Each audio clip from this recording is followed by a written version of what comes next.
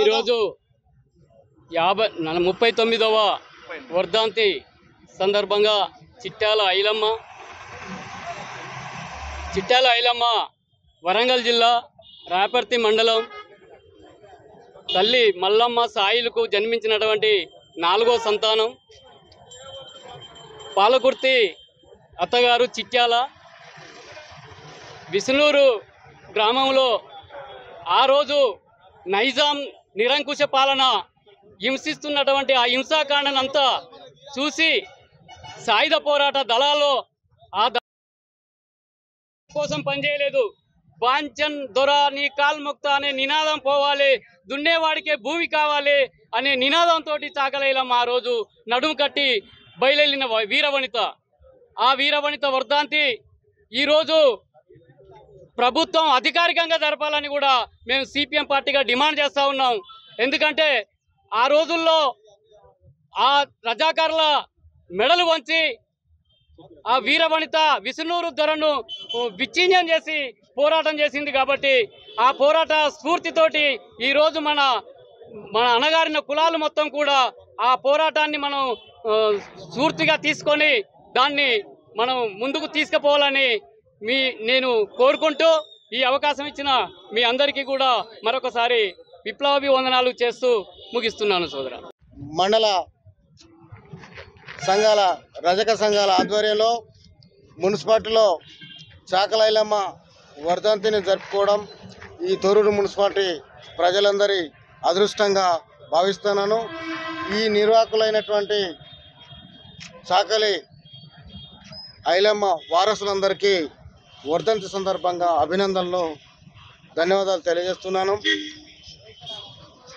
ఆనాడు రజాకారులకు ఎదురుడి పోరాడినటువంటి వీరనారి చాకలైలమ్మలను మనం స్ఫూర్తిగా తీసుకొని తెలంగాణ ఉద్యమంలో ప్రజలందరినీ భాగస్వాములు చేసి మల ఉద్యమంలో ఆమెను స్ఫూర్తిగా చేసుకొని తెలంగాణ సాధించుకున్నందుకు మన నిజంగా గర్వకారణంగా ఉంది.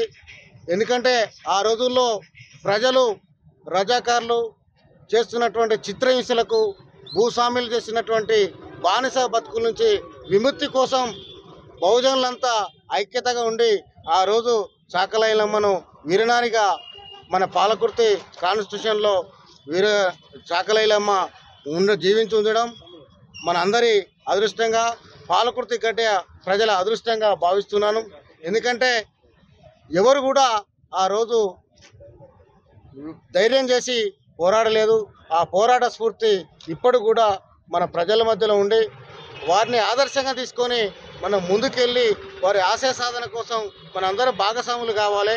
ఎందుకంటే మనం ఎక్కడున్నాం, ఎక్కడికి వచ్చినాం అనే విషయాన్ని తీసుకొని వారి యొక్క జీవిత చరిత్రను ప్రజలకు తీసుకెళ్ళి యువకులు తీసుకొచ్చి వాడవాడన గ్రామాన వారి యొక్క తల్లి విగ్రహాలు ఏర్పాటు చేసి వాళ్ళను బర్త్డే సందర్భంగా వర్ధంతి సందర్భంగా బర్త్డేలు వర్ధంతులు చేసుకొని వాళ్ళ ప్రజలు ఒక చరిత్ర రాసే విధంగా సంఘ సభ్యులంతా ఒక సంఘం వేసుకొని వాళ్ళ చరిత్రను తెలంగాణ రాష్ట్రం అంతా విస్తరింపజేయడానికి మీరంతా కంకణబద్దులై ఉండి ఈ రోజు నుంచి దానికి ఆ చరిత్ర రాయడానికి మీరు సంపూర్ణంగా ఒక ప్రణాళిక ప్రకారం పోయి ప్రభుత్వం నుంచి కూడా కావాల్సినటువంటి విషయాలు తెలుసుకొని ముందుకు పోవాలని కోరుకుంటున్నాను. వీళ్ళందరూ ఇక్కడ చాకలైలమ్మ విగ్రహం కోసం మనకు అప్లికేషన్ ఇవ్వడం జరిగింది, కలెక్టర్ గారికి పెట్టడం జరిగింది. వీరు ఎక్కడైతే అనువైనటువంటి స్థలం సూచించినట్లయితే మేము దానికి మున్సిపాలిటీ తరఫున ఏకగ్రీయంగా ఆమోదం చేసి 100కు 100% వాళ్ళు విగ్రహం పెట్టుకోవడానికి మేము సంపూర్ణ సహకారాలు అందిస్తామని ఇంతటి చక్కటి అవకాశం ఇచ్చిన మీ అందరికీ పేరు పేరున నమస్కారాలు, ధన్యవాదాలు తెలుపుకుంటాం.